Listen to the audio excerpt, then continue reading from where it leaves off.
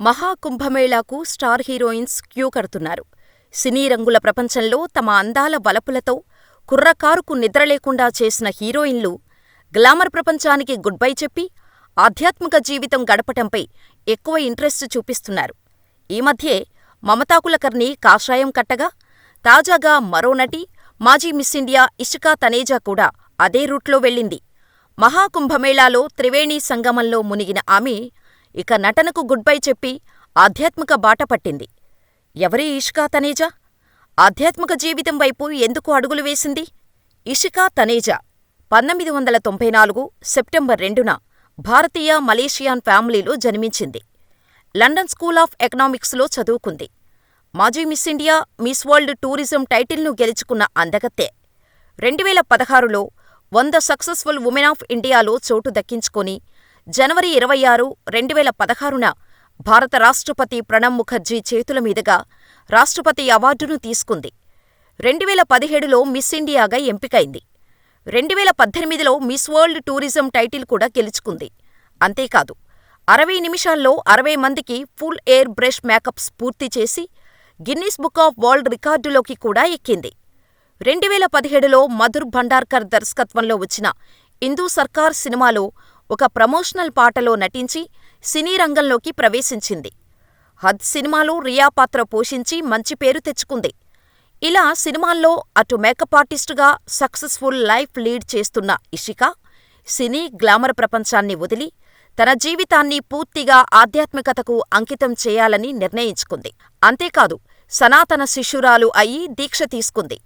ద్వారకా శారదా పీఠానికి చెందిన శంకరాచార్య సదానంద సరస్వతి నుంచి గురుదీక్ష తీసుకొని ఇషికగా ఉన్న తన పేరును శ్రీలక్ష్మిగా మార్చుకుంది. ముందుగా మధ్యప్రదేశ్లోని జబల్పూర్లో గురుదీక్షా కార్యక్రమానికి హాజరైన ఇషికా ఆ తర్వాత జనవరి 29న మహాకుంభమేళాకు వచ్చి అక్కడ పవిత్రమైన కార్యంలో భాగమైంది. శంకరాచార్య స్వామి సదానంద సరస్వతీజీ మహారాజ్ చేతుల మీదుగా తను ఆధ్యాత్మికత దీక్షను చేపట్టింది. అది జీవితంలోనే తనకు మరిచిపోలేని క్షణమంటూ మీడియాతో చెప్పుకొచ్చింది ఇషికా తనేజా.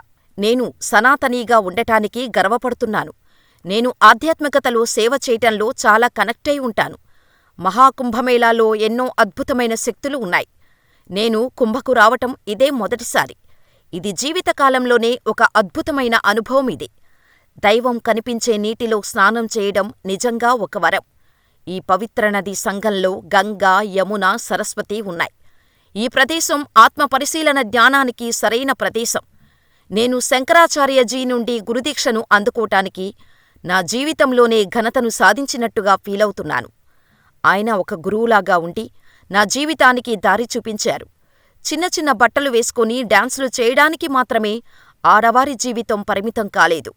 సనాతన ధర్మంలో సేవ చేయటానికే వారి జీవితం పరిమితం కావాలి. అందుకే హిందూ ఆచారాలను ఫాలో అవుతూ వాటిని ప్రమోట్ చేసేలా మహిళలు జీవించాలని ఆశిస్తున్నాను. సాధ్విగా మారటం ప్రచార స్టెంట్ అనేవారు ఉన్నారు. కానీ నేను మళ్ళీ నా పాత జీవితంలోకి రావాలని అనుకోవడం లేదు. ఎప్పటికీ రాను.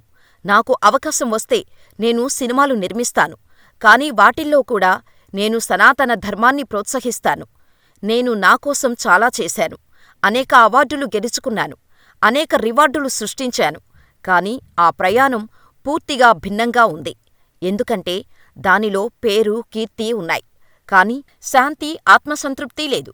కాబట్టి ఆ ప్రయాణాన్ని వదిలి ఇప్పుడు నేను ఆధ్యాత్మిక ప్రయాణంలో వెళ్లాలని నిర్ణయించుకున్నాను. సనాతన ధర్మానికి, ప్రజలకు సేవ చేయటం ద్వారా ఈ ప్రయాణంలో లభించే ఆనందాన్ని మరే ఇతర ఆనందంతోనూ పోల్చలేము అని ఇషికా చెప్పారు. సనాతన ధర్మాన్ని ఫాలో అయ్యే సినీ సెలబ్రిటీలు చాలామంది ఉన్నారు. అందరి భక్తులలాగానే వారు కూడా పుణ్యస్నానాలు చేస్తూ భక్తి పారవస్యంలో మునిగి తేలుతున్నారు. కానీ కొందరు బాలీవుడ్ హీరోయిన్స్ వారి ఫేమ్, స్టార్ స్టేటస్ అన్నీ వదిలేసి సన్యాసినులుగా మారటం అందరినీ షాక్కు గురిచేస్తోంది. ఇప్పటికే సీనియర్ హీరోయిన్ మమతా కులకర్ణి కుంభమేళాలో సన్యాసినిగా మారి అందరినీ ఆశ్చర్యపరిచింది.